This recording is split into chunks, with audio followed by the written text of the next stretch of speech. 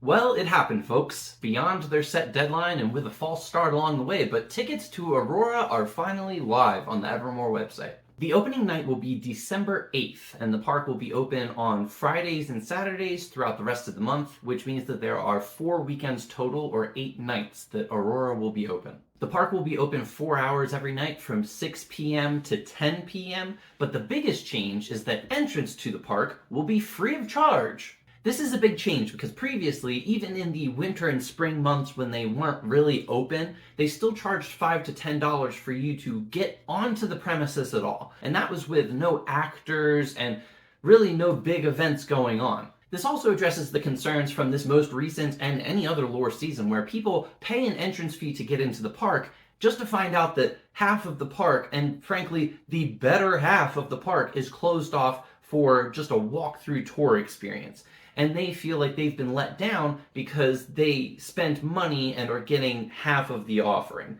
Evermore Park is now experimenting with the concept of generously allowing you access to their most prized attraction, entrance through the gates, and seeing if they can instead make money through one-off transactions on the other side. The main such attraction is a Christmas Carol walkthrough that takes place in the same portion of the park that was set aside for the Halloween lore walkthrough, except for this time it will be Christmas themed. The website describes it as such: if you're up for a family adventure, come experience Evermore Park's rendition of A Christmas Carol, which follows the life of Ebenezer Scrooge as he encounters a variety of fun and zany characters. If we click Learn More, it takes us to a page with more details. With this main blurb, there's very little that's changed from the last News Closet video I made where I read through this. The first thing I noticed is that they fixed the typos that I pointed out in my last video with tail, chocolate, and rink.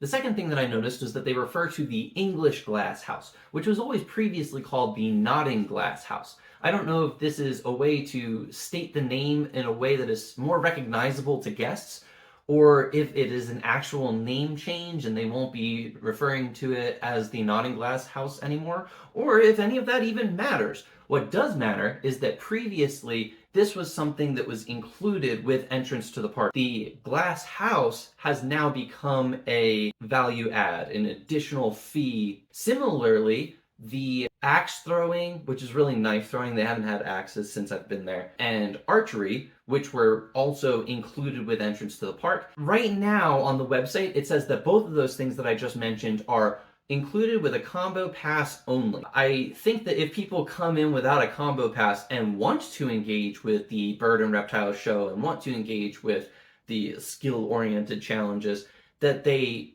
should be able to buy it. If people want to do it, then you should sell it to them. I hope that it isn't literally only if you've bought the combo pass before coming. I know that they have sold tickets for specifically knife throwing and archery before during Winter and Spring Fest as a one-off cost. I think it was like $2 or $3 to do one of those one time, or $5 for a day pass to it. If memory serves. And prices change all the time, so I guess even if that was true, it doesn't really matter now. But they do have that capability, and I hope that that's something that they utilize. So this section down here has the 3 cards. The first is saying that entrance to Evermore is now free, and it gives you a breakdown of what that free entry includes, which is just seeing the decorations and lights, shopping at the market, and a photo op with Santa and his sleigh. But on this card and the following, they mention the things that will be available for purchase inside of the park. The first bullet point mentions that you can buy access to the Christmas Carol Adventure, ice skating, warm food and beverages, or get it all with purchase of our Combo Pass ticket. The second bullet point there makes me feel a little worried about what I talked about before, as it says, Wings of Evermore, archery, and knife throwing are included, and only available with the purchase of a Combo Pass. So is that literally saying that it's only available with the purchase of a Combo Pass? Because that's, as it so frequently is, just leaving money on the table. The Combo Pass, their best value, includes access to Evermore's Christmas Carol Adventure, the Wings of Evermore show, archery and knife throwing, ice skating, Evermore Express Train, hot chocolate, and churro or donut. Previously, the Combo Pass included an entree, a side, a drink, a dessert, and then access to the activities that were applicable for that season. Always riding the train, and either ice skating or battle arena, depending on the time of year. It seems that they have pared this down to the Combo Pass only including hot chocolate and a dessert, which I think is a positive thing because they have lowered the price accordingly. So if you wanted to, you could go get a meal and still be paying the same price as if you had gotten the combo pass before. The problem with the way that this part of the combo passes worked previously in Evermore was that it led to a lot of guest dissatisfaction. And what I mean with that is one of the biggest problems that operations has on a regular basis is either having extremely long lines to get to the food because they aren't cranking it out as fast as people are coming, or most notably and more frequently, they run out of food before the end of the night. So if you have people pay up front for something that includes a burger, something that includes a side, and a drink and a dessert, and you run out of those things before the person is able to get them, that is obviously going to lead to a lot of angry and disappointed reviews. If Evermore can just focus on hot chocolate and warm pastry, I feel like they have a better chance at not disappointing guests. The main additional fee is this Christmas Carol adventure found on this last card. It says that the adventure will start in the Crooked Lantern Tavern and follow a winding path through additional buildings. My expectation is that it's the exact same buildings that were included in the haunt, except for moving in the opposite direction. They'll probably use the garden as a line if there ever is a line. It says that each location will include story, interactive elements, amazing set and lighting designs, music, and holiday scents. With scents in particular, I wanted to mention, just because it's kind of interesting, I've talked about this smell that's in the Crooked Lantern Tavern and has been there ever since I started going to Evermore about 2 years ago. It's like this pine fragrance that has other things mixed in. I should look it up on the Discord for when we were having the conversation. Yeah, user Flint Inferno says that he learned that it's a trademark scent. So the whatever this smell is that they have that's kind of like strong inside of the tavern is a proprietary designed scent for that space. So yeah, I was surprised by and somewhat skeptical of this fact, and not even happy about it, because I am extremely sensitive to smells. Like, if I'm near somebody who's wearing a strong perfume, I have to step away. So it looks like I complained about that a little bit on here. But the director of show design did hop in and confirm that the scent was crafted for the tavern specifically, which, wild. Another thing that I'm very excited about is that they are going to hand you a piece of paper, give you something to actually hold and keep as a result of going through this Christmas tour. It says, each of our ticketed guests receives a collectible Evermore Christmas Adventure Passport to fill with stamps. So for the first time and forever, you will actually be able to obtain a printed keepsake from the park, which is something that I wish they would do every season, and probably everybody does, but I'm just happy that it's happening this time. And it's not even just a souvenir. It has a purpose inside of the park. If you have this passport with all of the stamps inside of it, you will gain access to Santa's workshop and a 20% discount for any Evermore branded gifts. And that discount is significant, being twice what the annual pass holders get. Which is another thing that I wanted to mention. The annual pass holders. Traditionally, the annual pass really only allowed you access to the premises. And now that's free for everybody. So aside from that 10% discount on merch and food, what value does their annual pass hold for this season? My friend Crow, who a lot of you know, has reached out to the park on Facebook to get some clarification. If she gets a response back before this video comes out, I'll be putting words over my face or maybe a voiceover to say what the response was.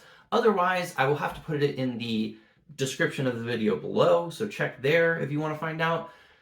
And if she never gets an answer, then none of us will be shocked, and I won't be putting anything anywhere. The pictures in this picture section look largely the same. The only ones that I noticed that were maybe different was this train that I don't think there was a picture of before. And then up here, Kris Kringle, our very own Santa Claus, is, I believe, a new addition to this page as well. There's these same 4 sections as always, but I think one thing that is made even more clear here is that they are putting character interactions all the way over on the side as available with a Christmas Carol Adventure ticket or combo pass. And that makes it seem like there will be no actors, no characters whatsoever outside of that tour. Aside from, I suppose, Santa Claus, who we know is going to be available to take a picture with by his sleigh, and potentially maybe one character that they put next to him, just because at least when I was an actor at Evermore Park, you were not allowed to be anywhere by yourself. Down at the bottom here, they have these two cards that shine some more light on the prices. It says that it is $12 to skate on the ice rink and $3 for a ride on the train. The Christmas Carol Adventure card up top mentions that the ticket prices for that were $15. So pricing-wise, between the ice rink, the train, and the Christmas Carol walkthrough that have listed prices, they total exactly $30. The combo pass costs $29, so even if you're just doing those three things, you come out on top buying the combo pass. However, the combo pass card says that it is a $42 value, which means that between the Wings of Evermore show, archery and knife throwing, and hot chocolate and churro/donut dessert that you get, that there's an additional $12 of value there. There's no way to know what the prices are going to be, but hot chocolate and churro usually floated somewhere around $3 each, so that's probably half of that added value, and the other half with the Wings of Evermore show and archery and knife throwing, it seems like perhaps they're giving each of those two sections about $3 as well. If they were actually offering one-off access to the bird and reptile show and archery and knife throwing, I actually think that it would probably cost more than $2 for each of them, so they might be selling themselves a little short here. It might be an even better value monetarily than it suggests here. However, almost half of that is just the ice skating rink, which not everyone's a fan of. My wife and daughter really enjoyed it last year, but I personally am not really interested in ice skating. I tried again last month with my family, and it was scary. It hurt my ankles real bad. I don't know if I had them strapped up wrong. For me, who has no interest in ice skating whatsoever, I might forego this and just pay the $15 to get into the story, and then maybe buy food separately. I would have less. Definitely, I would have less things to interact with. Not going on the train or archery and knife throwing and not doing all of that. But I would spend less money. But anyway, Evermore Park is taking some big swings experimenting with this. The Christmas Carol walkthrough portion is not the first time they've experimented with it. In the very last season that Evermore is open before they closed and laid everyone off and made a lot of people really mad, that season had a separately ticketed Christmas Carol walkthrough. However, they still had entrance to get into the park that didn't have a walkthrough. And in that portion of the park that wasn't the walkthrough, there was practically no actors, the very few actors from what I understand. In terms of ticket pricing in that past season, back in 2020, Peter helped me find a post on Facebook where somebody was talking about how the combo pass ticket price was listed incorrectly. The combo pass was worth the exact same amount that it is today, $29, but the Christmas Carol walkthrough was valued at $19 instead of $15. She pointed out that the website was charging the cheaper price for the more expensive combo ticket, and Evermore Park came in and verified that the ticket price was incorrect on the system and the technical team had been notified. When Peter informed me that something like this style had happened before, he mentioned that he was the only knight who was employed for the whole season. He was an actor who played the part of a knight. And if he wasn't there for an evening, there just weren't any knights there. That seems to be the theme for all of the guilds. There was one or two actors. Kind of overwhelming for them to have all of these guests to try to entertain, but they were the only one there. It's probably less stressful for the actors to have it in the form of a walkthrough because the guests come through at a metered pace and are encouraged by the nature of the narrative to keep it moving so that more guests can come through. On the other side, a lot of the regular people who love to interact with the characters and dive into the story a little bit deeper are not going to have that opportunity anymore. I'm certainly not going to have any videos during Aurora of big story events that happen only one time, or potentially not even like deep dives into the characters' backstories, because I don't think anyone's going to have enough time to interact with them and find out deep story facts about them. It'll be interesting to see how this new move with free entry works out for the park monetarily. And maybe even more importantly, in terms of reputation. If you're going to have a walkthrough, if people come to the park and pay a set amount of money and then find out that half of it's closed to them, they're going to be upset. They probably won't recommend to other people to go to there. However, If you have a walkthrough in the park and you let everyone else into the park for free, and there's beautiful Christmas lights all over, which is something that people at other places pay money for independently. They go, the only offering is that Christmas lights are set up, they think they're pretty, they walk through and go home. There are tons of places like that here in Utah, and even back in Philadelphia where I'm from, where people see the beautiful lights and that's the entire draw for them. Now, allowing people into the park to see the beautiful lights for free, and then there are things throughout the park that they might spend money on, and then they leave, I feel like there is more of a likelihood that those people will go back home and tell their friends to go to there. Like, at least say that they had a decent time and the lights were pretty and there's nothing to lose. I think that that will be free advertising through word of mouth about the fact that Evermore even exists. The other side to that, for me, is the fear that those people will come to Evermore, see the pretty decorations, and leave, tell their friends, hey, this is a place that's pretty decorations.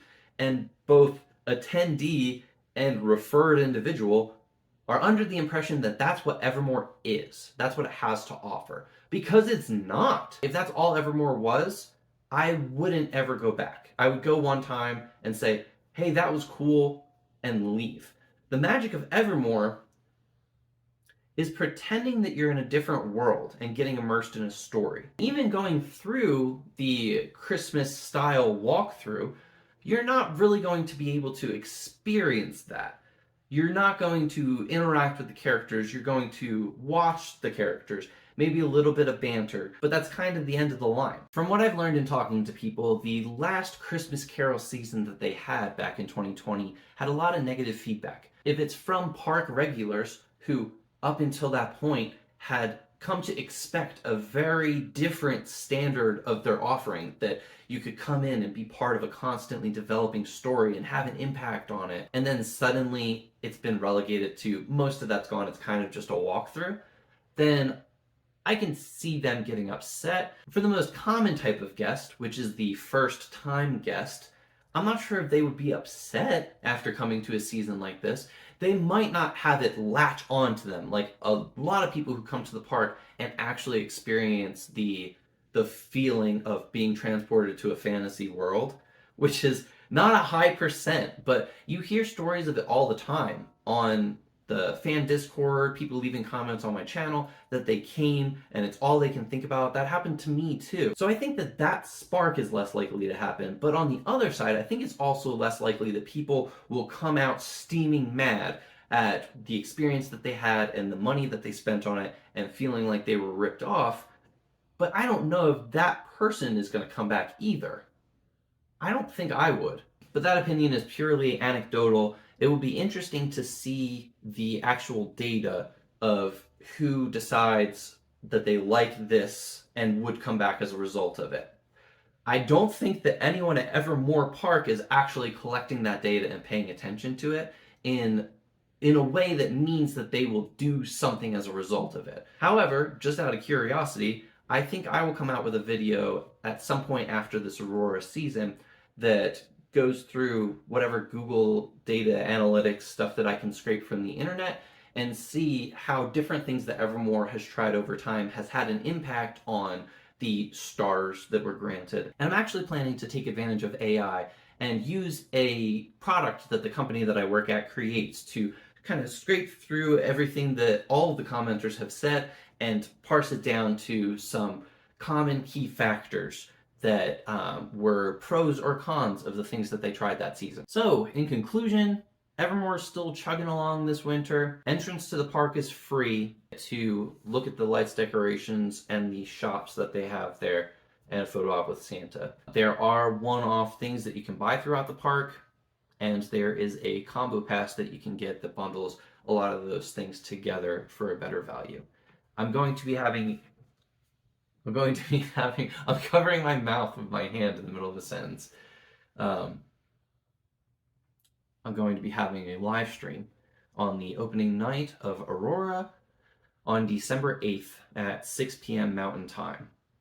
If you want to tune in and see what the park looks like, then do that, I guess. I will be much more excited to do my 4K walkthrough later on in the season once they've been able to get things a little bit more situated. I have another news closet video that's going to be coming out in a couple of days, so keep an eye out for that.